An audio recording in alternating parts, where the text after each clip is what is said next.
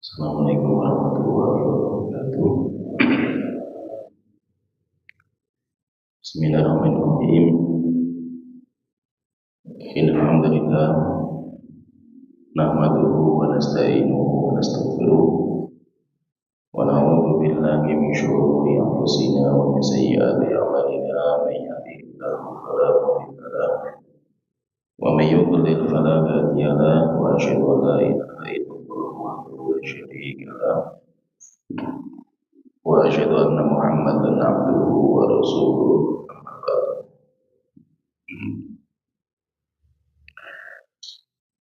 Sidang jamaah, semoga Allah terus senantiasa merahmati kita. Alhamdulillah kita bersyukur kepada Allah Ta'ala yang masih memberikan kepada kita waktu dan kesehatan sehingga di pagi hari ini kita bisa berkumpul di majelis ilmu. Dan waktu kita, kesehatan kita adalah modal kita untuk mencari bekal, dan bekal terbaik yang kita kumpulkan adalah ketakwaan.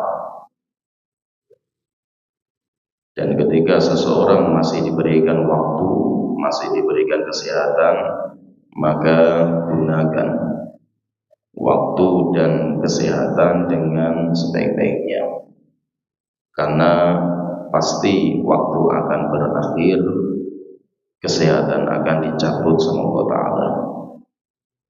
Jangan sampai ketika waktu sudah tidak ada, kesehatan sudah hilang, baru kita pengen untuk bertakwa kepada Allah Ta'ala, sehingga kita sudah terlambat.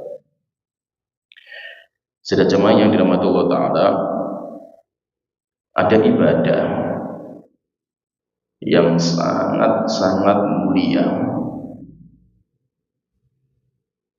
dan ibadah ini tidak modal.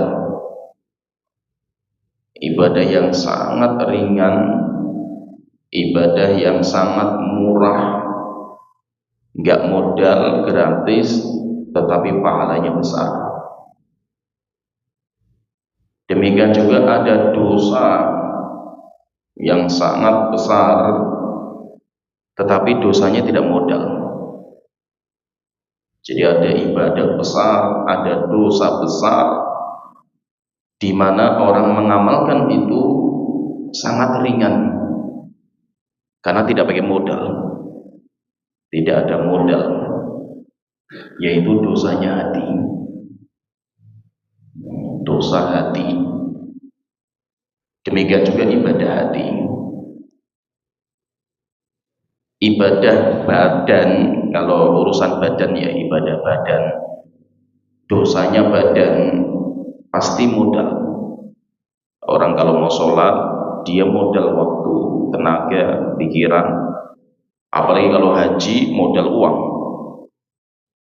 Orang berbuat dosa, berzina, dia butuh modal. Orang minum khamr butuh modal. Kenapa? Karena itu dosanya badan. Sedangkan kalau ibadahnya hati, dosanya hati, itu enggak pakai modal, sangat ringan, sangat ringan. Tetapi kalau kita bisa membersihkan hati kita, sehingga hati kita gunakan untuk ibadah kepada Allah Ta'ala, ibadah yang sangat-sangat ringan, pahalanya besar sekali.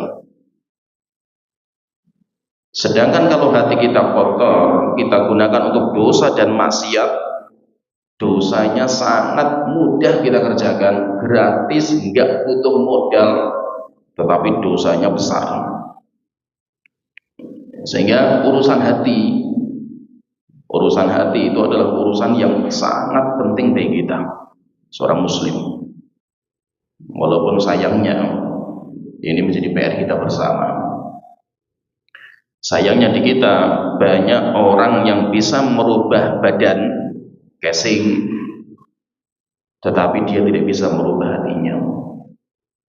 Banyak orang yang laki-laki misalkan yang dulunya belum kenal sunnah, setelah itu ngaji, jenggotan, pakai jubah, kemana-mana pakai peci, mudah.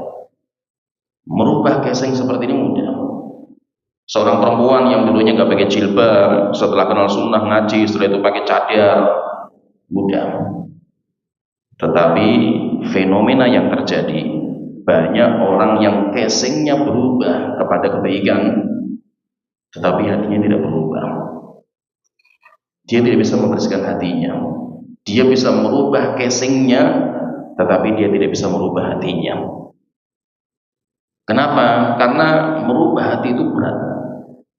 Membersihkan jiwa, membersihkan hati, ibadah yang sangat-sangat berat. Dan kalau kita berhasil, kita bisa membersihkan hati kita, membersihkan jiwa kita, ini ibadah yang sangat-sangat mulia.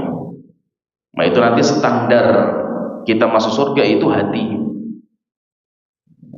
Yauma la yanfa'u malun wala banun, hari di mana harta dan anak tidak memberikan manfaat, illa man atallaha biqalbin salim, kecuali siapa yang datang dengan membawa hati yang bersih, sehat. Siapa yang berhasil mensucikan hati dari sombong, riya,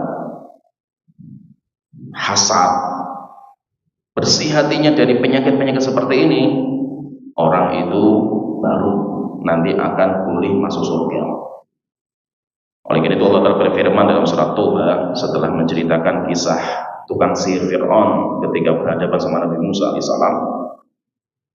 Allah Ta'ala berfirman, innahu may ya'ti rabbahu mujriman. Sesungguhnya orang yang datang kepada Allah dalam kondisi penuh dengan dosa, fa inna lahu jahannama la yamutu fiha wa la yahya. Dia akan masuk neraka jahanam. Di neraka dia tidak hidup dan tidak bisa mati. Wa may ya'tihi mu'minan qad 'amilas sholihati. Siapa yang datang kepada Allah dalam kondisi mukmin dan dia telah beramal soleh, fa ulaika lahumud darajatul ula. Dia akan mendapatkan derajat yang tinggi di surga.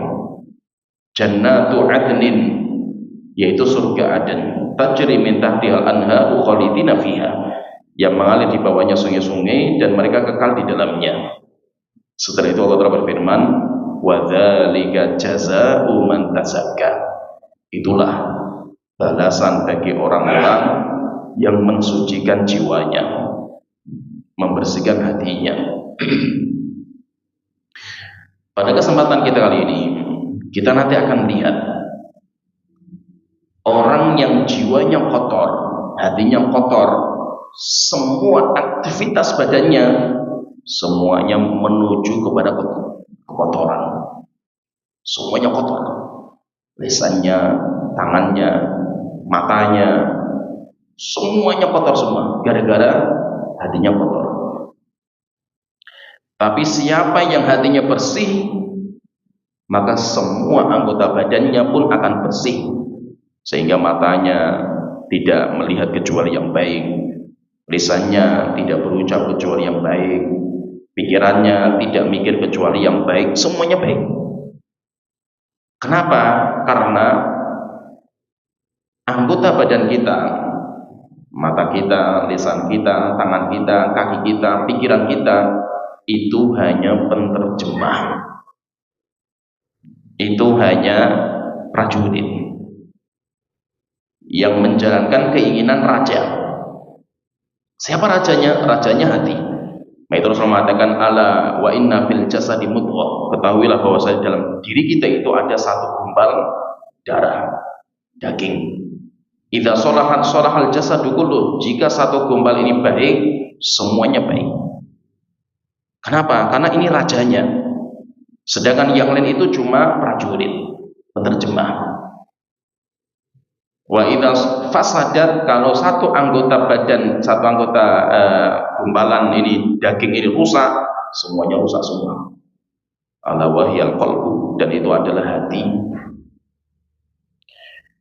Rasulullah SAW beliau mengatakan, jadi ini kita nanti akan melihat hati kita itu kotor atau tidak. Semua kita ini fahami ya, perlu kita fahami. Semua orang lahir pasti dia memiliki penyakit hati, dan itu bawaan lahir. Semua kita, nggak ada orang lahir dalam kondisi hatinya bersih, nggak ada. Orang lahir itu hatinya kotor. Maka tugas kita itu membersihkan, dan itu merupakan ujian. Semua kita itu harus membersihkan hati. Kenapa? Semua kita lahir dalam kondisi hati kita kotor. Banyak sekali penyakit-penyakit hati, itu banyak sekali dalam hati kita, dan itu bawaan lahir. Ada yang berhasil membersihkan, ada yang tidak. Apa saja penyakit hati? Banyak sekali. Contohnya misalkan hasad. Semua kita punya hasad, nggak ada yang nggak punya. Setiap orang lahir dalam hatinya pasti punya hasad. Oleh itu kata Syekhul Islam, dan itu peribahasa Arab, ma khala jasad min hasad, tidak akan kosong jasad manusia dari penyakit hasad. Semua orang punya.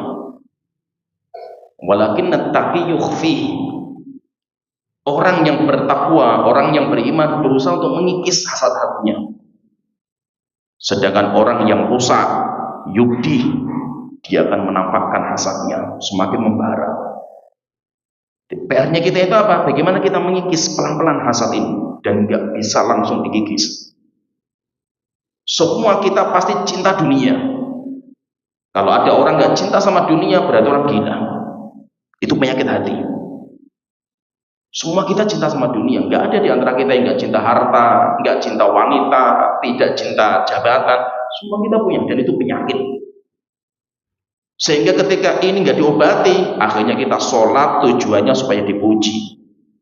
Kita belajar mondok tujuannya supaya dapat pekerjaan. Rusak. Rusak semua setelah itu.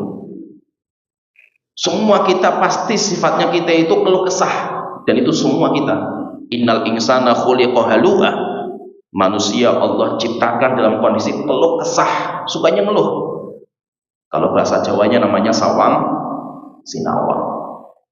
Dia nggak puas dengan apa yang dia miliki. Dia pengen memiliki apa yang di tangan orang. Sehingga nikmat yang Allah berikan kepada kita itu nggak nikmat. Tapi yang nikmat itu apa? Yang belum kita miliki. Semua kita seperti itu. Innal insana khuliqa halu'a. Semuanya halu. Terus bagaimana cara mengobati? Kita obati dengan qanaah. Kita merasa puas dengan apa yang Allah berikan kepada kita. Semua kita coba, semua kita pasti suka pujian. Gak ada di antara kita yang gak pengen dapat pujian. Semuanya pengen menang, pengen jadi nomor satu semua. Itu namanya penyakit hati. Sehingga semua kita ya gak ada di antara orang yang lahir hatinya bersih, dianya ikhlas, dia nggak cinta sama dunia, dia nggak cinta sama pujian, tidak ada hasad, nggak ada. Semua kita pasti punya bawaan penyakit semua ini, semua. Tinggal PR-nya kita, bagaimana kita bisa mengobati atau tidak. Namanya mengobati itu kalau disebutkan sama Al-Imam Muqayyim, mengobati itu butuh dua. Yang pertama butuh dokter, yang kedua butuh obat. Itu Al-Imam Muqayyim ketika menyebutkan masalah kebodohan, semua kita itu bodoh, masalah agama ya. Semua kita bodoh, itu penyakit hati. Beliau mengatakan al-jahlu da'un qatilun. Bodoh itu merupakan penyakit ganas. Wa syifa'uhu amron, obatnya dua. Obatnya dua. Kalau kita pengen membersihkan penyakit ini, dua obatnya. Yang obatnya dua. Yang pertama adalah obatnya itu berupa wahyu. Firman-Nya Allah, sabdanya Rasulullah. Kemudian yang kedua, wa tabibu dzatikal alim rabbani. Harus diracik sama dokter. Kalau penyakit badan, penyakit fisik, dokternya rumah sakit, obatnya ada, apotek. Sedangkan penyakit jiwa, bukan orang gila maksudnya, penyakit hati, nggak ada dokternya. Padahal kita butuh dokter, nggak ada apoteknya. Padahal kita butuh obat. Maka kemana kita itu mencari dokter? Dokternya seorang ulama, seorang ustadz yang mengajarkan agama. Terus obatnya apa? Obatnya ya wahyu ilahi, firman-Nya Allah, sabdanya Rasulullah. Nah, di sini akan saya sebutkan di sini salah satu penyakit hati ganas. Kalau kita bisa mengobati ini jadi ladang pahala yang luar biasa besarnya. Ada makanya ibadah hati itu ya, kalau kita lihat ya, ibadah hati itu nggak kelihatan, nggak modal, tetapi pahalanya besar. Orang membersihkan hasad saja ya, hatinya bersih dari hasad, itu kan nggak kelihatan, tapi pahalanya luar biasa. Orang ketika melihat saudaranya lebih dari dia bersyukur, alhamdulillah yang telah mengumpulkan saya dengan dia. Saya nggak benci. Cuma itu saja, cuma hilang hasad dalam diri saya, nggak kelihatan. Sholat kita mungkin biasa, puasa kita mungkin biasa, tapi hati kita nggak ada kebencian dengan siapapun. Itu luar biasa. Nah, itu ada seorang sahabat. Rasulullah sedang kumpul di masjid dengan para sahabat. Rasulullah mengatakan sebentar lagi ada orang penghuni surga masuk masjid. Tiba-tiba satu orang Ansor masuk.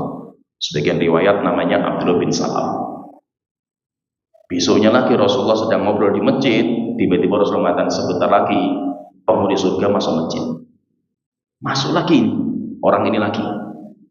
Hari yang ketiga Rasulullah mengatakan sebentar lagi penghuni surga masuk masjid. Orang itu lagi. Akhirnya ada satu sahabat mengatakan sama Rasulullah, ya Rasulullah, izinkan saya untuk bermalam di rumahnya orang itu ya Rasulullah. Saya pengen cari tahu amal apa sih yang diamalkan sampai Anda menyebutkan 3 kali penghuni surga ya orang ini. Maka Rasul izin, nggak, silakan. Akhirnya orang ini pura-pura bertamu di rumahnya orang tersebut. Setelah itu pengen bermalam. Hari pertama pengen lihat sholatnya kayak apa, sholat malamnya, ibadahnya biasa sekali. Banyak yang bisa mengalahkan dia. Akhirnya mungkin dia belum menampakkan. Besoknya bermalam lagi, dicek, diperhatikan, ibadahnya biasa sekali. Hari yang ketiga juga biasa juga. Akhirnya dia harus terserah. Tanyalah dia sama si pemilik rumah, saya itu di sini sebenarnya nggak ada masalah, saya ingin tahu saja amal apa sih yang kamu miliki sampai Rasulullah menyebutkan kamu penghuni surga. Maka dia mengatakan, kalau saya ibadah saya itu biasa, sholat saya biasa, puasa saya mungkin ada di antara antum yang bisa mengalahkan saya, tapi saya punya satu amal dan itu sangat-sangat saya jaga, dan amal inilah yang saya berharap saya itu bisa masuk surga. Hanya ditanya, apa yang kamu miliki? Maka dia mengatakan, saya itu kalau mau tidur. Ini ibadah nggak kelihatan, nggak modal, nggak ada modalnya. Apa kata dia? Saya itu kalau mau tidur, saya itu mengingat hari ini saya itu punya masalah dengan orang muslim sama siapa ya? Oh, saya tadi dicaci maki sama si A, saya didolimi sama si B. Saya tidak akan tidur kecuali hati saya bersihkan dari kebencian kepada orang muslim. Saya tidak ingin saya tidur dalam kondisi saya masih ada benci sama orang muslim. Sehingga saya pengen hati saya itu bebas dari seorang muslim. Gak pengen saya benci kepada mereka. Maka yang pertama ini mengatakan, inilah ibadah yang luar biasa. Ibadahnya cuma apa? Ibadah hati, nggak kelihatan. Abu Bakar itu ya, kalau sampai ada seorang tabi'in mengatakan, wallahi ma sabaqakum Abu Bakrin, demi Allah tidaklah Abu Bakar mengalahkan sahabat dengan banyaknya sholat, banyaknya puasa. Banyak sahabatnya lebih hebat daripada Abu Bakar dalam masalah ibadah. Tetapi Abu Bakar mengalahkan para sahabat yang lain menjadi sahabat terbaik. Mawaqara minat tasdiq fi qalbi. Karena kekuatan Abu Bakar dalam membenarkan Allah dan Rasulnya dalam hati. Jadi ibadah hati ini luar biasa ibadah hati. Cuma sayangnya kita itu jarang memperhatikan.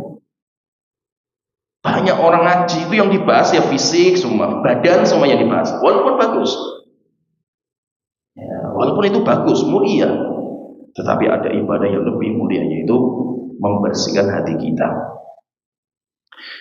Ada yang akan kita bahas ini, satu pembahasan saja yang kita akan membahas, satu pembahasan, yaitu penyakit hati yang ganas.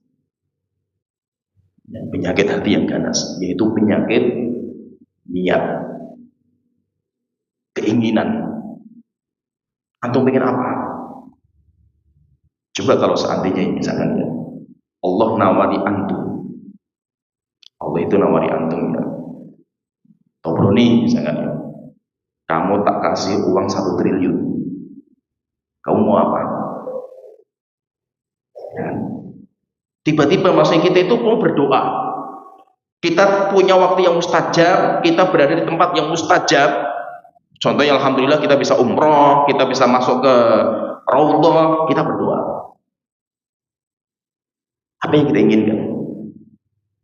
Apa yang kita inginkan dalam hati kita itu apa? Kalau orang hatinya bersih, ketika dia memiliki uang, dia itu memiliki sesuatu, pasti yang dia pikirkan adalah akhirat, ibadah. Jikalau saya punya uang 1 triliun, saya mau bikin masjid 1000 masjid, saya mau bikin pondok pesantren, saya mau bikin panti asuhan, saya mau bikin ini, semuanya kebaikan.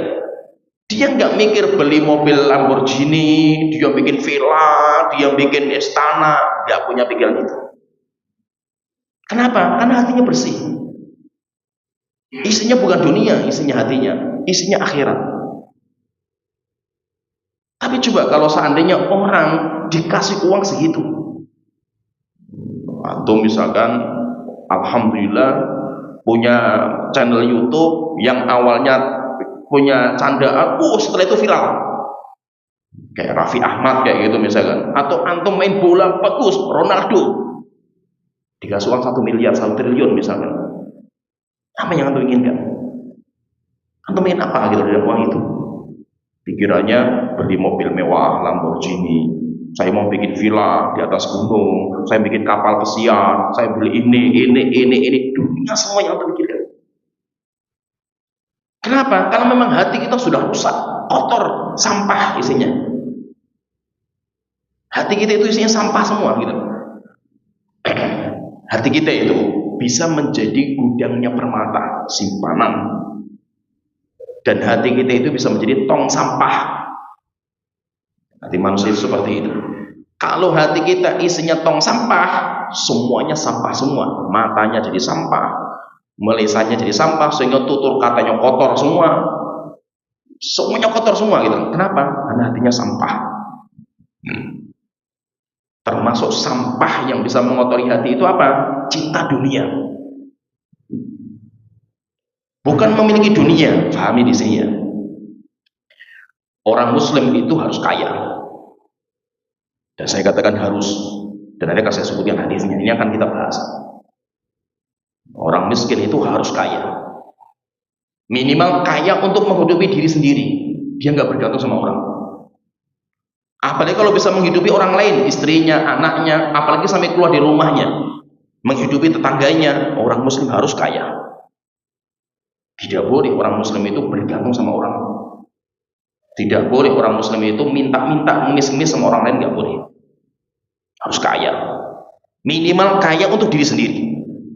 Saya itu kaya untuk diri saya nggak bergantung untuk diri saya. Saya kerja walaupun cuma serabutan, alhamdulillah saya punya uang, walaupun cukup untuk diri saya sendiri, alhamdulillah. Saya nggak bergantung untuk makan, untuk tidur sama orang lain. Kaya saya untuk diri saya. Orang Muslim itu harus seperti itu.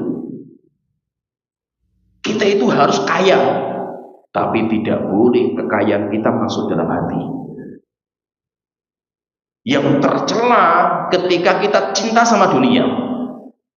Cinta sama dunia itu tercela, kan itu penyakit hati, racun, sampah. Sampahnya hati itu cinta sama dunia. Sedangkan kalau punya dunia sampai kita genggam lah gitu, kita menjadi orang kaya raya lah gitu, dunia kita genggam. Biarkan dunia itu di tangan kita. Kita tundukkan dunia di tangan kita, kita pegang. Tetapi jangan sampai dunia masuk dalam hati kita. Dan nanti dunia kalau sudah masuk dalam hatinya sampai tingkatan cinta, akhirnya orang itu takut mati. Akhirnya orang itu kalau sudah cinta ya menganggap dirinya itu kurang. Dunia itu, antum semakin masuk ke dunia, semakin cinta sama dunia, semakin rakus, semakin haus. Bagaikan antum minum air laut, semakin minum semakin haus. Orang yang sudah masuk di DPR yang gajinya sudah besar saja pengen tambahan tunjangan sehari 3 juta lagi, kayaknya kan akan ada demo besar-besaran kali ya. Cuma rakusnya apa? Orang-orang yang masuk di dewan-dewan itu orang kaya raya loh, bukan orang-orang miskin kayak kita. Apakah cukup duitnya? Tidak cukup. Sabet sana, sabet sini, sabet sana, sabet sini. Punya mobil mewah satu nggak cukup. Sampai yang kemarin ketangkep sama KPK itu, mobilnya saja kayak showroom mobil gitu. Kita lihat sih, oh inilah dunia kalau sudah masuk dalam hati, rakus, tamak kepada dunia. Nah itu Rasulullah mengatakan, man kana til akhiratu hammahu. Siapa yang tujuan dia itu akhirat, hatinya itu isinya akhirat, ja'alallahu ghinahu fi qalbihi. Allah akan menjadikan kekayaan dalam hati. Dia itu merasa kaya, cukup. Sehingga dia nggak butuh yang apalagi uang haram, nggak butuh saya. Alhamdulillah saya sudah cukup dalam hati saya. Ja'alallahu ghinahu fi qalbihi. Allah menjadikan kekayaan ada dalam hatinya. Wa jama'a syamlahu. Allah akan kumpulkan semua kekuatan untuk menggapai cita-cita, yaitu masuk surga. Wa atatid dunya wa hiya rahimatun. Dunia akan datang dalam kondisi tunduk di bawah kakinya. Hina dunia di mana dia. Dunia akan mengejar dia. Siapa yang mengejar akhirat, dunia akan mengejar, dan dunia hina di mata dia, di bawah kakinya. Wa man kana tid dunya hammahu. Tapi siapa yang dunia cita-citanya, ja'alallahu faqrahu baina ainaihi. Allah akan menjadikan kefakiran ada di pelupuk mata. Dia itu kalau ngaca, lihat wajahnya, saya itu melihat wajah orang paling miskin di dunia. Walaupun dia punya mobil mewah, walaupun itu kaya raya. Akhirnya karena ini yang di depan kaca saya, di atas depan cermin itu orang paling miskin, dia terpaksa harus korupsi, terpaksa harus mencuri, terpaksa harus membunuh demi memuaskan kekayaan dia. Wa farraqa alaihi syamlah. Dan semua cita-cita dunia akan dimusnahkan, akan dihancurkan semua sama Allah Ta'ala. Orang ketika di puncak karirnya hatta sekelas Fir'aun saja, Fir'aun ya, raja di raja waktu itu, Allah tenggelamkan. Hatta presiden yang berkuasa 2 periode saja, ya digoncang dengan ijazah palsu kan gitu. Stres, hancur semua kekuasaan dia. Farraqa alaihi syamlah, semua kekuatan akan dihabisi sama Allah Ta'ala. Walam ya'tihi minad dunya illa ma kutiba lahu. Dan dunia yang dia dapatkan cuma yang Allah takdirkan. Ya akan lebih. Ibaratnya antum mencari dunia kayak apapun, dapatnya cuma segitu. Ya akan bisa lebih. Sehingga kalau kita berkaitan masalah dunia itu, bagaikan kita itu melihat bayangan kita. Coba kalau kita lihat matahari di bawah, di timur kayak gini ya. Antum berdiri, antum itu berjemur. Kan antum kalau berdiri berjemur ya kan, matahari di timur, berarti kan ada bayangan di barat. Baratnya antum. Dunia itu anggap seperti bayangan itu. Itu yang disebutkan sama Imam Qayyim rahimahullah ta'ala. Konsepnya apa? Konsep terhadap bayangan itu apa? Antum jangan menghadap bayangan. Ini kan matahari di timur, bayangannya di barat. Kalau antum menghadap barat, lihat bayangan antum, antum coba lari, kejar itu bayangan itu.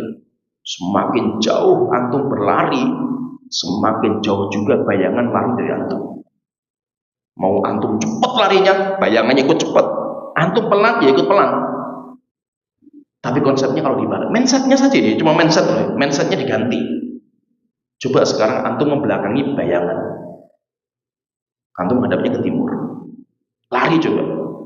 Bayangannya ngejar antum. Bayangan akan mengejar antum. Itulah dunia. Kita kalau mengejar akhirat, dunia akan ikut. Dalam kondisi hina di belakang kita, hina. Tetapi kalau antum mengejar dunia, dunia akan lari dari antum. Nah, itu intinya di sini sudah jamaahnya dari Allah Taala. Ada penyakit hati ganas. Semua kita punya. Karena kita dinamakan manusia.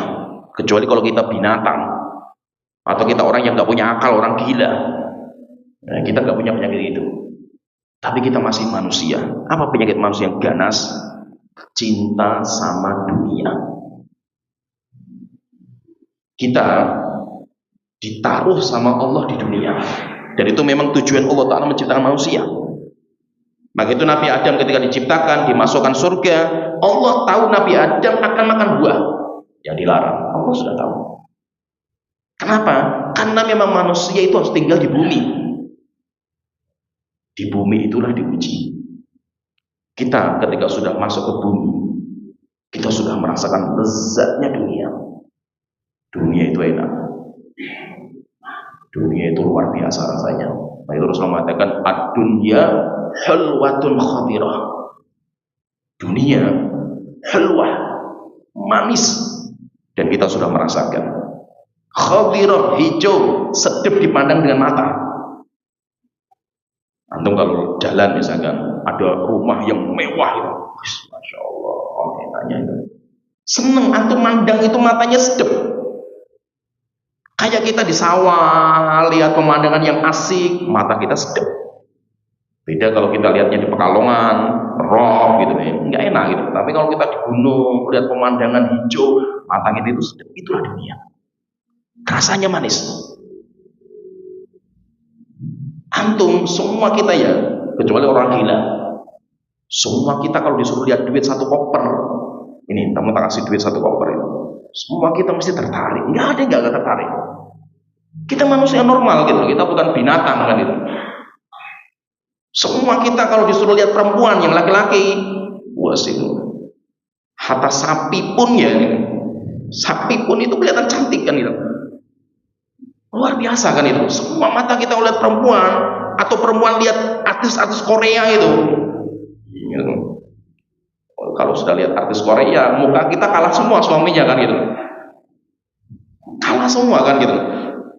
Orang kalau sudah lihat pasangannya itu, masya Allah, itu nikmat yang luar biasa. Yang halal itu sudah rasanya memuaskan, sedangkan yang haram memuaskan kan gitu. Antum itu kalau sudah menikah dengan istri antum itu sudah gak cantik lagi. Sehingga dulu masih sayangku, cintaku gitu. Nikah 1 tahun ya matamu kan gitu, ganti lagi matamu, bahasa bukan cintaku lagi kan gitu.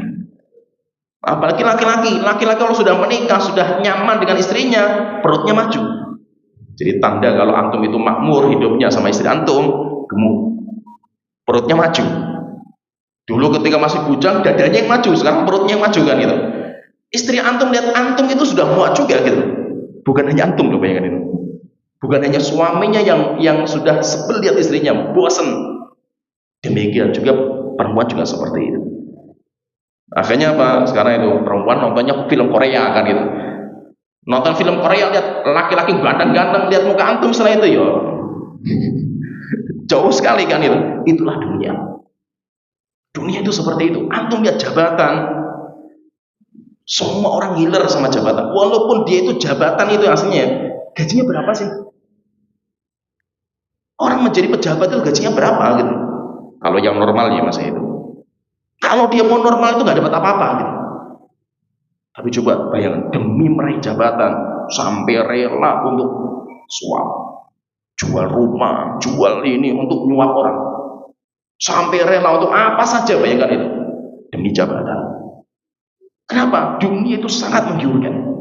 Kita semuanya tertipu semua karena kita sudah merasakan. Nah, biar kita itu, bagaimana kita itu bisa membersihkan hati kita dari cinta sama dunia sampai akhirnya bergeser. Cinta sama akhirat itu lebih daripada dunia. Dunia mulai disingkirkan, tapi kita cari dunia. Biarkan dunia itu di tangan. Itu PR kita yang paling berat. Beratnya luar biasa. Belum tentu kita berhasil. Sampai mati pun belum tentu kita berhasil. Sampai akhirnya kita menjadi orang zuhud. Zuhud itu apa? Orang yang tidak peduli dengan dunia, enggak butuh, merasa tidak butuh dengan dunia, namanya orang zuhud. Tandanya apa orang zuhud itu? Para ulama mengatakan di antara tanda kalau antum sudah zuhud. Kan ada seorang sahabat tanya, "Ya Rasulullah, dulani ala amalin, tolong tunjukkan kepada saya amalan. Kalau saya amalkan, saya akan dicintai sama Allah." Maka Rasulullah mengatakan, "Izhad fi dunya yuhibbukallah." Zuhudlah kamu terhadap dunia, Allah akan cinta sama kamu. Tandanya apa kalau kita sudah zuhud? Coba nanti dilihat ya, diri kita sudah sampai zuhud atau tidak. Tandanya kita zuhud, ada beberapa tanda, saya sebutkan cuma dua. Ini yang berat sekali, dua ini beratnya luar biasa. Yang pertama, tidak bertambah kebahagiaan dengan bertambahnya harta. Hartanya bertambah, tidak menambah kebahagiaan. Dan hartanya berkurang, tidak menambah kesedihan. Bagi dia hartanya banyak atau sedikit, sama saja. Nggak menambah sedikit pun kebahagiaan. Kenapa? Karena isinya bukan harta. Ini yang pertama. Antum bisa sampai tingkatan ini saja sudah luar biasa. Mati-matian loh antum berjuang seperti ini. Beratnya merubah hati kita sampai seperti ini, itu melebihi antum itu casingnya berubah. Pakai cadar, laki-laki berjenggot, pakai jubah, itu nggak ada apa-apanya. Merubah casing itu gampang sekali. Walaupun itu juga mulia, itu juga ibadah mulia, bukan berarti nggak mulia ya. Perempuan pakai cadar, laki-laki pakai jenggotnya dipandang, itu ibadah mulia, tetapi itu mudah. Tapi kalau sampai antum bisa sampai orang zuhud tadi dalam hatinya, harta antum bertambah ya biasa, harta berkurang ya biasa, itu namanya orang yang zuhud. Yang kedua, ini lebih berat lagi yang kedua. Ketika antum bisa menjadikan cacian dan pujian manusia sama. Sehingga antara orang yang memuji, orang mencaci, gak butuh saya dengan omongan orang. Apalagi sampai tingkatan, ini lebih tinggi lagi ya, tingkatan cacian lebih antum cintai daripada pujian. Itu namanya orang yang sangat-sangat zuhud. Ini yang paling berat. Lebih berat. Kenapa? Karena kalau kita lebih tinggi derajatnya, kita lebih tinggi derajat iman kita gak butuh omongan orang.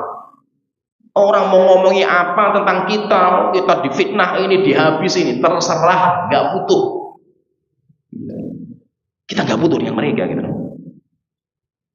Bahkan antum bisa ngasih hadiah, bisa mendoakan orang yang mencela antum, mencaci maki antum. Wah, itu luar biasa.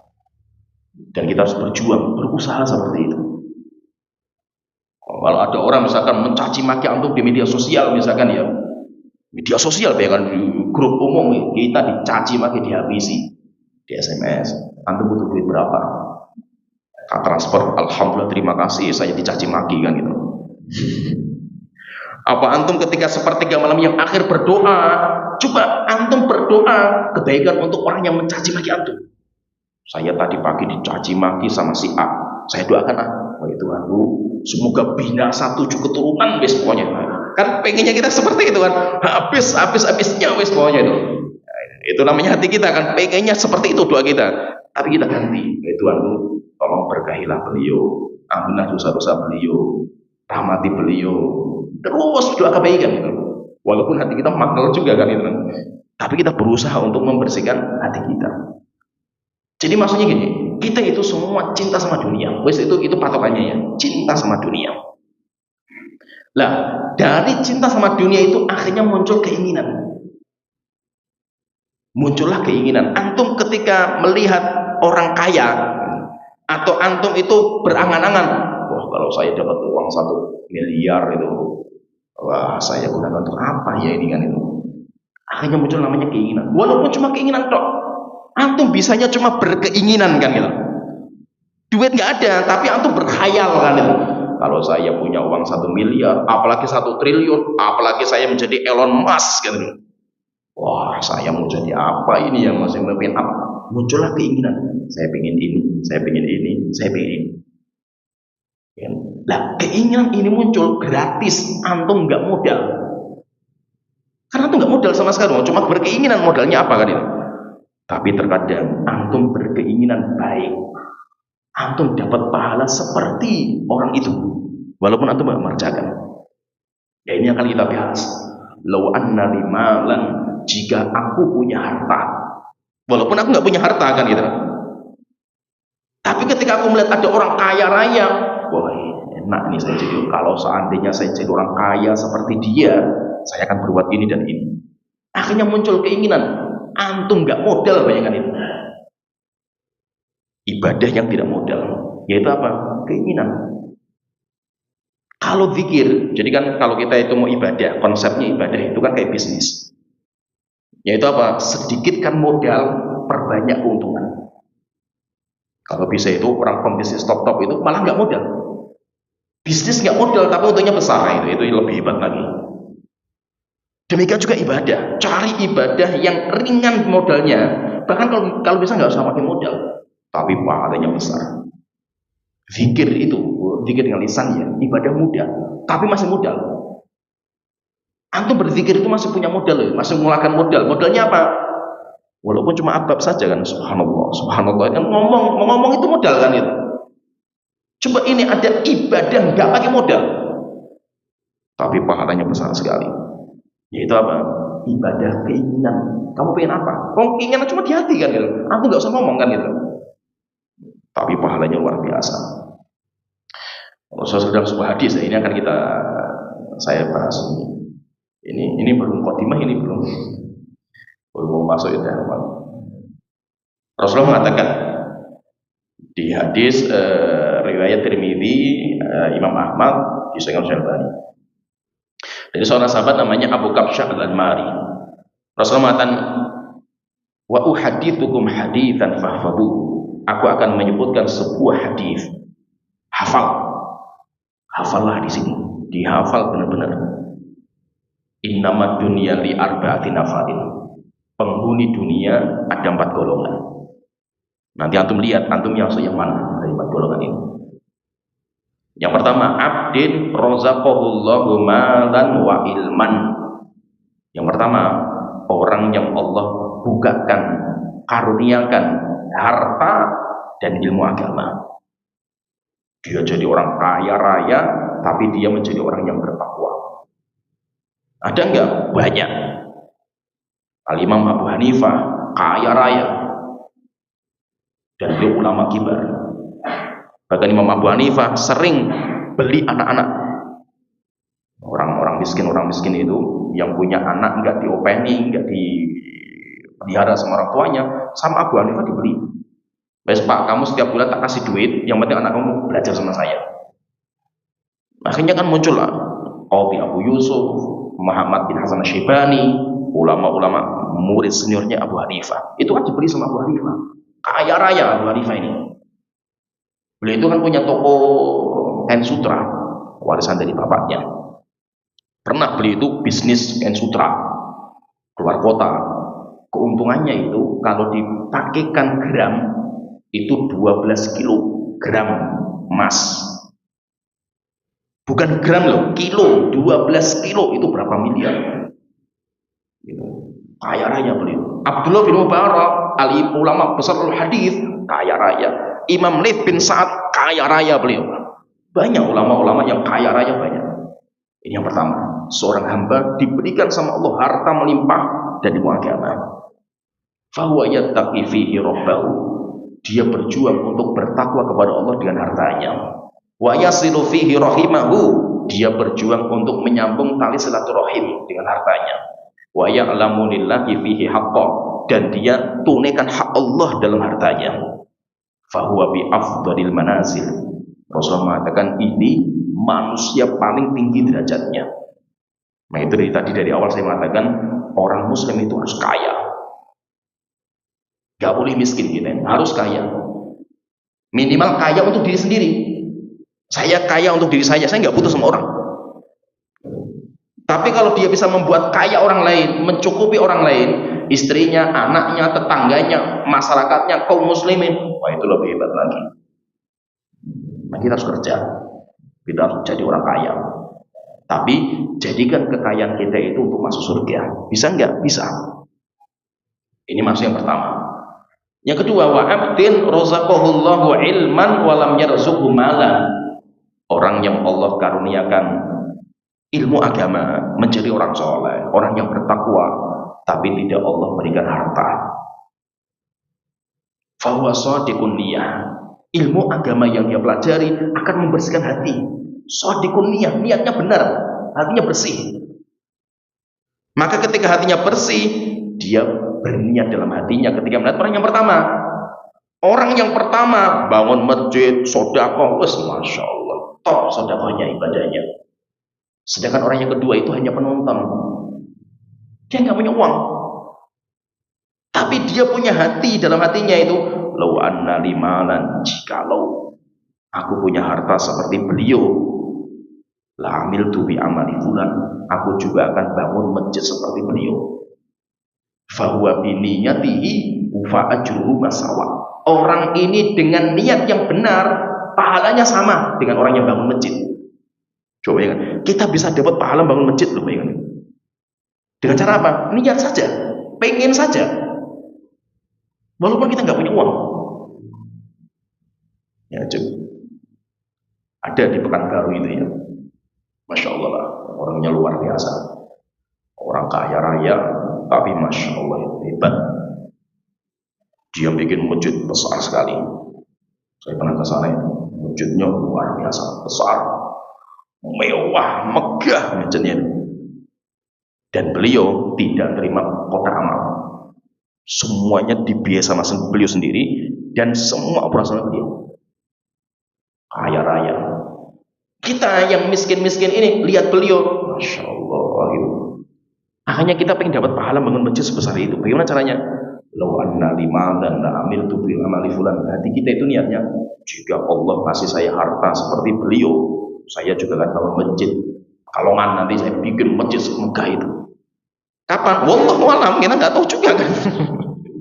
Walaupun aku mimpi kamu ya nggak apa-apa, mimpi dapat pahala kan gitu. Om cuma sekedar mimpi saja dapat duit ya, dapat pahala kan gitu. Kenapa nggak boleh kan gitu?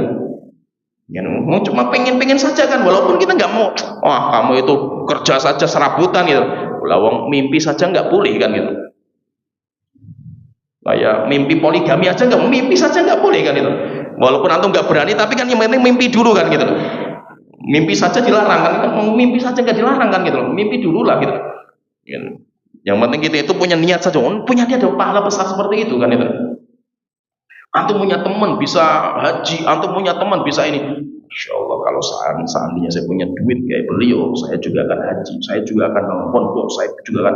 Nah itu niatkan seperti itu. Oh nggak modal kan itu, nggak modal, nggak, itu gratis kan gitu. Nah, itu yang diperbanyak itu. Dan itu menunjukkan apa? Menunjukkan hati kita itu bersih.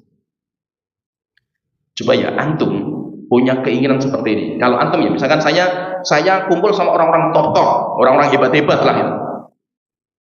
Antum akan dapat pahala gara-gara kumpul tok loh, kumpul kenal saja dapat pahala. Ketika apa? Ketika antum hatinya bersih. Begitu kenapa? Kita itu disuruh berkumpul dengan orang-orang soleh, orang-orang yang hebat-hebat. Karena dari kumpulnya kita itu barokah. Barokahnya termasuk apa? Ini kita bisa berniat. Wah, saya kalau seperti beliau saya nanti. Karena kita kumpul dengan orang-orang hebat-hebat. Dan hati kita bersih. Coba kalau hati kita kotor. Antum kalau hati antum kotor, nggak akan bisa antum ibadah seringan ini. Nggak akan bisa. Coba kalau hati antum ada hasad. Antum punya teman bisa bikin masjid besar. Antum ketika dengar kabar kurang ajar nyanyi saya, dia ya tak habisi dia nanti, tak bongkar aibnya gitu. Kenapa? Karena hati antum itu hasad, nggak suka dengan kebaikan orang lain kan gitu. Paham tergambar ya, bisa dipahami ya. Kayak antum sholat sekarang ya, antum sholat, ada teman antum sebelah antum, alhamdulillah, pahala saya bertambah kan gitu, dengan adanya beliau kan gitu. Ya kan? Yang awalnya saya sholat sendiri, tiba-tiba orang, kan pahalanya jamaah kan bertambah kan itu. Semakin banyak kan pahalanya semakin besar kan itu. Nah, jadi seperti itu. Kenapa? Kan hati kita bersih. Tapi kalau coba hati kita kotor, saya ustadz misalkan, pulang dari pondok, dakwahnya susah gitu. Bikin pondok nggak bisa, muridnya sedikit. Teman saya mondok dulu, pulang bikin pondok besar gitu, dapat donatur gede kan itu. Kurang ajar, nyanyi saya dia kan gitu. Akhirnya kan muncul hasad kan gitu. Apalagi apa? Apalagi ulama. Penyakitnya ulama itu hasad. Ganas penyakitnya ulama itu. Penyakit ulama paling ganas itu hasad. Kenapa? Karena kalau kita berdakwah, saya misalkan ya saya berdakwah, saya sekarang punya jamaah, saya punya pondok pesantren, saya punya sekolah, akan diuji sama Allah Ta'ala keikhlasan kita. Ujiannya apa? Allah akan carikan murid-murid kita yang akan mencela kita, menghabisi kita, mentahzir kita. Gimana sikap kita? Kalau kita ya santai saja gitu, nah itu berarti kita berhasil lulus ujian keikhlasan. Kalau kita marah, kemudian kita ungkit-ungkit kebaikan, kamu itu dulu saya didik, batal pahala. Yang kedua, Allah akan datangkan orang baru, murid antum atau orang lain, bikin pondok, bikin jamaah lebih banyak daripada antum. Antum akan tersaingi, jamaah akan bubar. Antum bisa ikhlas enggak? Itu jadi semua kita itu akan diuji sama Allah, kadar keikhlasan kita. Intinya orang itu tidak akan bisa ibadah segratis ini, yaitu ibadah niat, keinginan, cita-cita, kecuali orang yang hatinya bersih. Orang yang hatinya kotor, masih ada pengen menang, pengen lebih tinggi daripada yang lain, benci sama kenikmatan orang, itu penyakit hati semua itu. Dia akan bisa beribadah segratis ini. Hanya orang yang hatinya bersih yang bisa seperti itu. Kemudian yang ketiga, Rasulullah mengatakan wa abdin razaqahullahu malan walam yarzuqhu ilman. Orang yang Allah berikan karunia harta melimpah, tapi Allah tidak berikan ilmu agama. Yakhfitu fi malihi bighairi ilmin, sehingga dia hambur-hamburkan hartanya tanpa ilmu agama. La yattaqi fihi rabbahu, dia tidak bertakwa kepada Tuhannya. Wala yasilu fihi rahimahu, dia tidak bisa menyambung tali silaturahimnya. Wala ya'lamu lillahi fihi haqqa, dan dia tidak tahu hak Allah dalam hartanya. Fa huwa bi akhbasil manazil, ini orang paling jelek derajatnya. Banyak enggak ini? Banyak sekali. Orang Indonesia ini kalau dilihat dari kekayaan, banyak orang kaya-kaya, tapi sayangnya ilmu agamanya rendah. Padahal kaya-kaya itu banyak sekali orang Indonesia. Sampai mereka itu bingung loh, duit itu mau dipakai apa, itu bingung. Saya pernah ketemu dengan orang, ya, dia punya villa, saya pernah ke villanya waktu itu ya. Dia ini punya villa besar, villanya itu besar itu isinya barang-barang antik, mobil-mobil kuno, itu banyak, bukan hanya satu itu. Satu mobil kuno aja harganya berapa itu? Kemudian dia itu punya rumah makan, kemudian luar biasa duitnya. Sampai masya Allah lah, kayanya luar biasa. Anak-anak jadi jenderal, dipapar itu di villa itu, foto-foto anaknya itu jenderal-jenderal semua itu. Hebat sekali ini. Saya pernah bertanya, Pak, pernah haji enggak? Ngapain haji Ustaz? Enggak minat sama sekali untuk haji, umroh itu enggak pernah. Enggak ada minat sama sekali. Coba bayangkan itu. Padahal duitnya, kita yang miskin kayak gini mau haji, mau umroh saja ngos-ngosan kita itu. Ini yang punya duit banyak, nggak punya keinginan sama sekali, nggak minat. Coba bayangkan itu. Jadi jangan dikira orang-orang kaya-kaya itu, ketika mereka itu nggak dapat ilmu agama itu, bukan berarti mereka itu bisa menggunakan hartanya. Kita itu lihat mereka itu kasihan. Kasihan itu apa? Berfoya-foya tok itu loh, duitnya itu habis. Ini yang ketiga. Kemudian keempat, wa abdin lam yarzuqullahu malan wa ilman. Orang yang tidak Allah berikan ilmu, agama dan harta dunia. Sudah miskin, compang-camping, sholat nggak pernah gitu. Ibadah nggak pernah gitu. Fahuwa yaqul, maka karena dia nggak punya ilmu agama, hatinya kotor. maka dia punya keinginan ketika melihat yang ketiga kawin lagi, yang ketiga bikin villa, yang ketiga semrawutlah hidupnya ini yang ketiga ini. Maka dia itu punya keinginan lau anna limatan la amiltu bi amali fulan. Kalau seandainya saya punya harta, saya pun juga akan seperti yang ketiga ini, foya-foya. Maka Rasulullah mengatakan fahuwa biniyati wa wizruhu masawa. Orang itu dengan niat jeleknya dosanya sama dengan yang ketiga. Dia melihat ada orang misalnya orang kaya korupsi, kalau saya jadi pejabat korupsi 1 triliun pahala. Kemarin yang korupsi sampai berapa ratus triliun penjara cuma 6 tahun kan. Enak ini 6 tahun kalau kalkulasi ya nggak apa-apa lah 6 tahun saya di penjara, setelah itu kan saya masih punya duit banyak kan gitu. Kenapa seperti itu? Karena hati kita kotor. Kita lihatnya cuma orang-orang kaya yang semrawut itu kan itu. Hanya kita pengen kayak gitu, kita pengen kayak gitu, kita pengen kayak gitu, kita pengen kayak gitu. Akhirnya dalam pikiran kita itu muncul mimpi. Wah, kalau saya punya duit 1 miliar, pertama kali saya mau apa ya? 1 miliar itu buat beli mobil, kawin lagi bisa ini kan itu. Mimpi lagi nih, wah kalau saya dapat 1 triliun, 1 triliun ini apa ini ya itu. 1 triliun saya beli villa, saya beli apartemen, saya beli ini. Gak ada keinginan untuk bikin pondok pesantren, gak ada keinginan bikin masjid, gak ada keinginan untuk ibadah, gak ada sama sekali. Kenapa? Karena hati kita kotor. Gara-gara mimpi itu saja dosa kita. Dosa gara-gara kita itu mimpi kita punya keinginan saja dosa. Ini ada orang dosanya gratis. Orang berbuat dosa itu gratis, nggak modal, tapi dia dapat dosa besar. Nah, itu intinya membersihkan hati itu penting sekali. Allah Ta'ala berfirman di dalam surah Al-Qasas. Coba ya kita lihat nanti ya.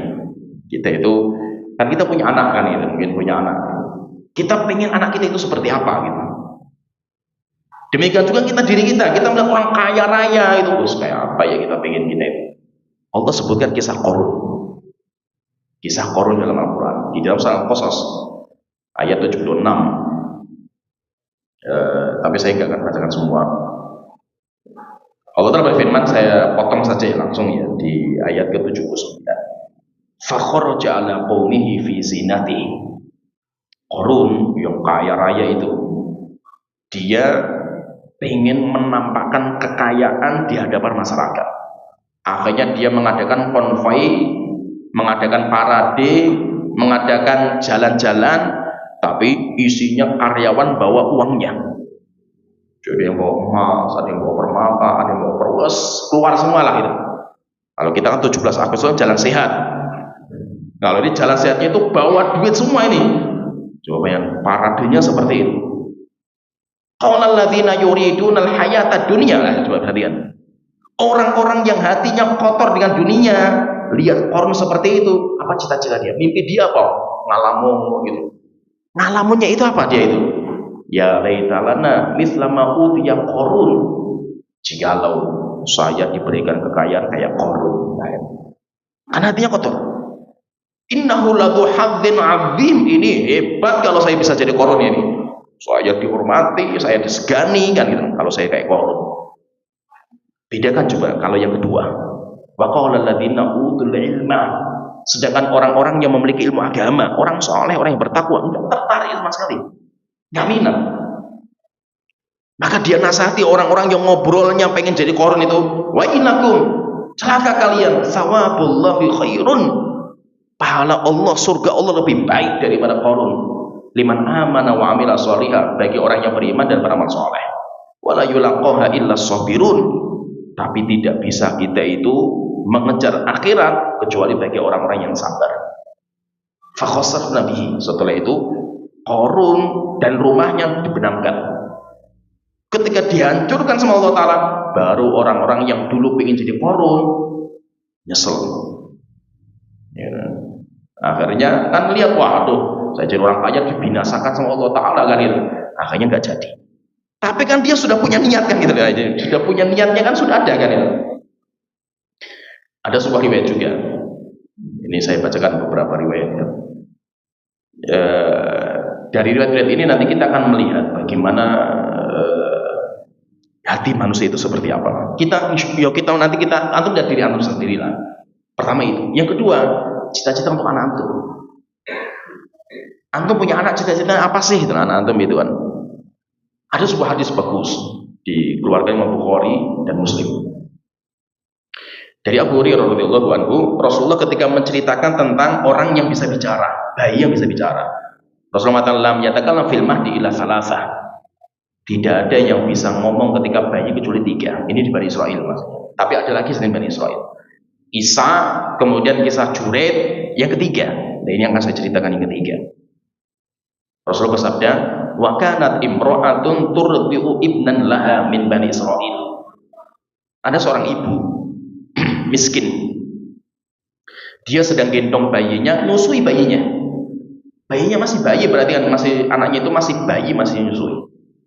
Famarra biha rajulun raqibun dzu syaratin.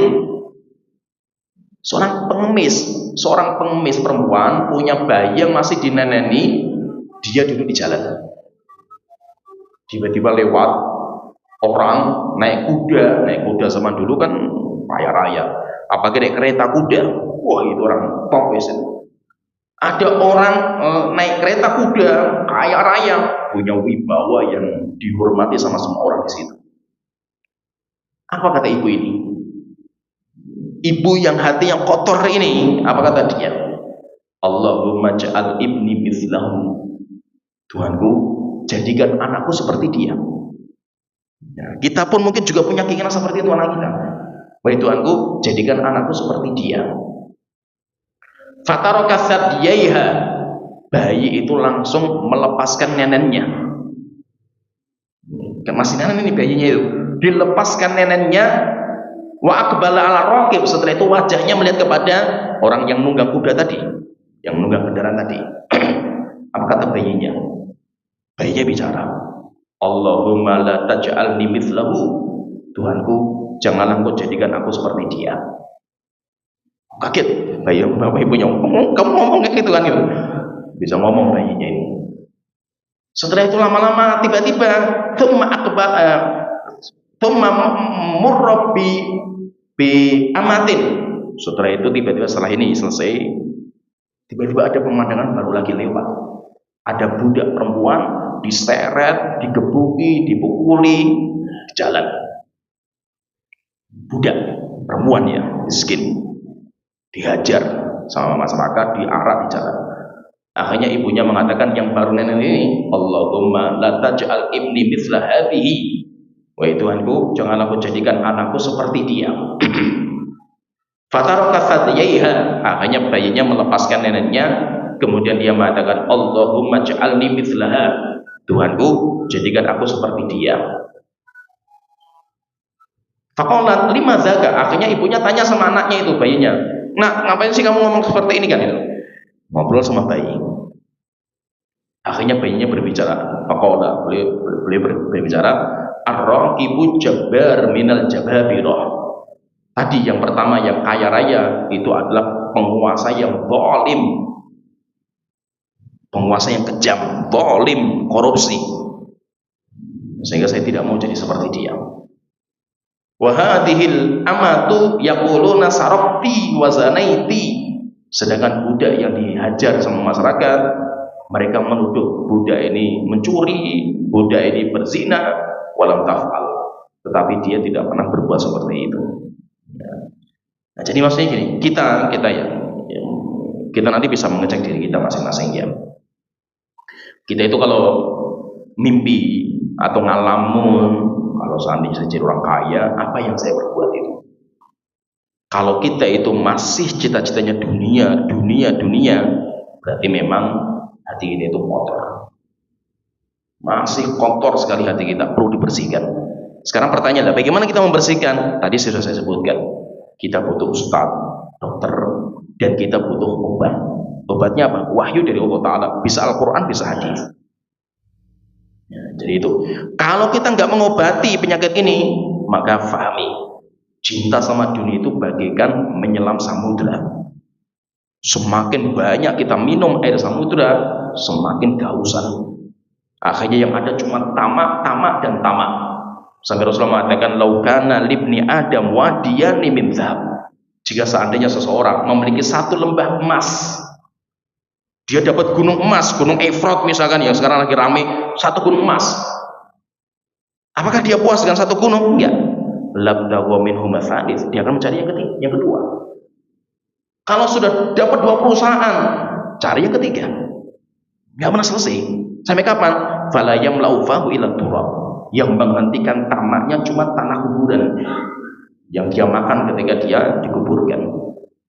Tamak itu seperti itu. Semakin hari semakin kita itu rakus dan nggak pernah selesai. Nggak pernah selesai. Namanya orang itu kalau sudah tamak sama dunia, sudah nenek-nenek, sudah kakek-kakek, mikirnya tetap jabatan. Sudah kakek-kakek, sudah tua, sudah ibaratnya itu ya kakek-kakek mau apa kan itu. Tapi namanya tamak sama jabatan, dia pengen anaknya jadi presiden semua. Akhirnya sekarang kan perangnya orang-orang simbah-simbah semua ini kan. Di Indonesia ini kan lagi perang simbah-simbah untuk anaknya supaya masuk presiden semua kan itu. Ya, akhirnya terjadi banyak kekacauan. Banyak yang kekacauan sekarang di Indonesia ini ramai seperti ini karena lagi ada tiga raja yang pengen semua anaknya naik menjadi putra mahkota. Ribut. Akhirnya diguncanglah kita dengan banyak isu-isu seperti ini. Itu cuma peperangan atas. Kita ini nggak tahu. Dan siapa yang akan mereka gerakkan itu kita nggak tahu semua. Semuanya itu pergerakan semua. Jadi itu peperangan tiga orang tua semua, sudah tua semua loh. Ini 3 orang itu tua semua. Dia punya anak, lah pengen anaknya mewariskan. Coba kalau seandainya sudah tua, duit sudah banyak, fokus ibadah. Tapi kan enggak. Orang kalau sudah tamak sama dunia, mau mati pun yang dipikir dunia. Sehingga nanti wasiat terakhir pun ya dunia juga itu. Itulah dunia. Dunia itu ganas. Ngeri kalau sudah orang itu kalau sudah tamak sama dunia, dia bisa mengorbankan Allah saja. Nama baiknya bisa dikorbankan, semuanya dihabisi demi mengejar tamaknya. Oleh itu intinya, sudah jamaah yang dirahmati Allah Ta'ala, semua kita punya itu. Semua kita punya cinta sama dunia. Semua, nggak ada yang tidak. Tapi kita bisa mengikis cinta kepada dunia itu dengan apa? Dengan ilmu agama. Nah itu belajar, ilmu agama itu kita pelajari. Dan benar-benar ilmu yang kita pelajari bukan hanya polesan luar, merubah casing, tapi benar-benar masuk dalam hati. Ilmu yang kita pelajari itu benar-benar kita masukkan dalam hati. Kenapa? Karena problemnya di kita, hatta di dakwah sunnah ini. Antum silahkan rasakan. Kalau kita mau jujur ya, banyak orang ngaji sekarang ini fokus dia cuma dohirnya. Terkadang orang ngaji, tutur katanya, sikap dia, akhlak dia, hati dia lebih parah daripada sebelum ngaji. Coba lihat ya, termasuk antum juga, koreksi diri antum masing, termasuk saya. Kita dulu sebelum ngaji, mungkin kita itu tutur kata kita nggak terlalu kotor lah untuk mencela orang. Tapi ternyata setelah ngaji, tutur kata kotor sekali, menjuluki orang-orang yang seberangan, yang bukan komunitasnya. Apalagi melihat para pelaku dosa dan maksiat, kita sering sekali merendahkan mereka. Dan bukan karakter seorang muslim itu seperti itu. Kita kalau melihat ada pelaku dosa dan maksiat ya, misalkan kita di jalan-jalan ya lihat orang-orang awam, lihat orang-orang ini, gara-gara kita ngaji, akhirnya apa? Kita itu merasa pede dengan amal kita. Saya menyusul neraka ini kan. Ini ucapan bahaya seperti ini, kalimat seperti ini. Kalau kita melihat pelaku dosa dan maksiat, yang pertama kita harus ucapkan dalam lisan kita itu apa? Kita membaca doa. Dan itu, ya ini sayangnya itu jarang sekali ini dimiliki sama kita. Kalau kita melihat ada orang-orang pelaku dosa dan maksiat itu, apa yang kita ucapkan? Alhamdulillahilladzi afani mimma btalahullah. Segala puji bagi Allah yang telah menyelamatkan saya dari dosa itu. Allah yang menyelamatkan saya dari dosa yang Allah sedang uji orang itu. Orang itu diuji sama Allah dengan dosa seperti alhamdulillah saya dijaga. Jika bukan karena Allah yang menjaga saya pun akan jatuh seperti itu. Kita melihat ada orang berzina, ada orang pacaran, ada orang korupsi, ada orang seperti ini. Lisan kita kan sering mencaci maki mereka. Hatta kita yang sudah ngaji. Tapi kita itu jarang sekali mengingat bahwa kita itu berhasil seperti ini karena Allah yang ngasih hidayah. Jika bukan karena Allah yang ngasih hidayah saya, mungkin saya jatuh juga. Nah, jadi seperti itu. Intinya apa? Intinya itu setelah kita ngaji, kita itu belajar agama. Kalau bisa itu benar-benar ilmu agama itu kita masukkan dalam hati. Pelan-pelan, walaupun susah, kita semuanya berjuang. Sampai akhirnya nanti kita itu bisa membersihkan sifat hasad, membersihkan sombong, congkak, demikian juga membersihkan cinta sama dunia. Wah, itu beratnya luar biasa. Berat. Tapi kalau kita berhasil, maka kita nanti akan dijamin, tadi sudah saya sebutkan ayatnya, kita akan dijamin surga Aden. Setelah Allah menyebutkan surga Aden, Allah Ta'ala berfirman, wa dzalika jazaa'u man tazakka. Itulah balasan bagi orang-orang yang membersihkan dirinya. Membersihkan diri itu adalah ibadah yang luar biasa. Pahalanya besar sekali di depan kita ya. Ada pahala yang nggak kelihatan, yaitu apa? Bagi orang yang hatinya bersih. Tetapi ada dosa-dosa yang besar sekali nggak kelihatan. Bagi siapa? Bagi orang yang hatinya kotor. Walaupun nggak kelihatan, dosanya itu nggak kelihatan, tapi hatinya kotor. Nah, jadi intinya di sini mari kita berjuang bersama-sama, termasuk saya pribadi. Karena kita juga manusia. Saya juga cinta sama dunia. Saya cinta sama duit juga gitu, namanya orang kan gitu. Karena kita juga manusia, tapi kita berjuang untuk mengikis. Nah itu kalau saya pribadi ya. Saya itu sering kalau berdoa, dengan lafaz hadis tadi. Kalau antum mengamalkan ya silakan. Tapi ya ini saya ya, kalau saya itu sering kalau berdoa itu Allahumma ja'alni abdan razaqahullahu malan wa ilman wa huwa yattaqi fihi rabbahu wa yasiru fihi rahimahu wa ya'lamu lillahi fihi haqqan. Berdoa seperti itu. Wahai Tuhanku, jadikan saya seorang hamba yang engkau bukakan pintu harta dan pintu agama, dan dia bertakwa kepada Allah dengan hartanya, dia menyambung tali silaturahim dengan hartanya, dan dia mengetahui hak Allah dalam hartanya. Jadi kita itu kalau berdoa seperti bahkan kalau saya itu terkadang kalau berdoa setinggi-tingginya. Saya itu pernah berdoa. Ini ya contoh saja ya. Saya itu ketika baca Elon Musk, orang paling kaya sekarang kan, saya pernah berdoa, wahai Tuhanku, jadikan saya lebih kaya daripada Elon Musk. Walaupun nggak tahu mimpi namanya lebih kaya daripada Elon Musk, tapi kan saya gunakan harta saya itu untuk membangun agama. Kita punya niat kan, kita punya cita, mau niat saja ngapain nggak mau kan gitu loh. Antum nggak usah takut dengan itu, cuma itu saja dapat pahala kan gitu loh. Masa itu kalau cuma sekadar mimpi, pengen, nggak usah takut dengan pengen, nggak usah takut gitu loh. Seperti ada yang orang, siapa sih namanya, Ali, siapa itu ya, orang Australia, orang Arab, orang kaya. Ketika divonis sama dokter dia itu punya kanker, kemudian dia itu 6 bulan lagi atau berapa itu orang meninggal, semua hartanya dibelanjakan, datang ke Afrika, bangun masjid, bangun sekolahan, bangun rumah sakit, luar biasa. Nah kita ketika melihat seperti ini, muncullah niat, kalau seandainya Allah ngasih saya kekayaan seperti beliau, saya juga akan bangun rumah sakit gratis kaum muslimin. Saya akan bangun sekolah, saya mau bikin ini. Wah, niat saja gratis kan. Gak usah takut dengan niat kan. Gak usah takut, walaupun antum gak bisa mengamalkan. Mengamalkan itu nanti, yang penting sudah saya dapat pahala kan itu.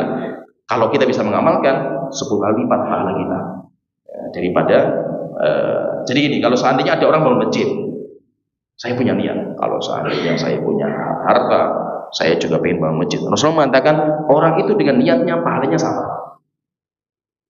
Kalau pahalanya sama, loh lebih enak yang berniat daripada yang mengamalkan kan gitu loh. Mending kita niatnya tok kan gitu loh. Lah terus yang mengamalkan dikali lipatkan 10 kali lipat. Sedangkan yang punya niat cuma 1, pahalanya 1. Minimal ya, walaupun 1 sudah lumayan kan gitu loh. Pahala dapat masjid besar kan gitu loh. Mending kan gitu. Lah yang bisa bangun masjid itu pahalanya 10 kali lipat minimal, sesuai dengan kadar keikhlasan. Nah kalau kita kan cuma 1 pahala, bikin masjid 1, alhamdulillah dapat pahala bikin masjid, saya kan. Nah, jadi seperti jadi nggak usah takut-takut berkaitan masalah niat, cita-cita, nggak usah takut. Walaupun kita itu nggak punya apa-apa, nggak apa-apa itu loh. Maksudnya itu nggak punya apa, nggak punya duit, nggak apa-apa. Gitu. Wong Allah nggak melarang kita untuk berniat ketika kita nggak punya uang kan itu. Nah, kalau kita punya uang lain lagi, kita amalkan supaya kita mendapatkan pahala berlipat-lipat. Ya mungkin ini yang bisa kita sampaikan. Mudah-mudahan bisa bermanfaat. Wa akhiru da'wana alhamdulillahirabbil alamin. Assalamualaikum warahmatullahi wabarakatuh.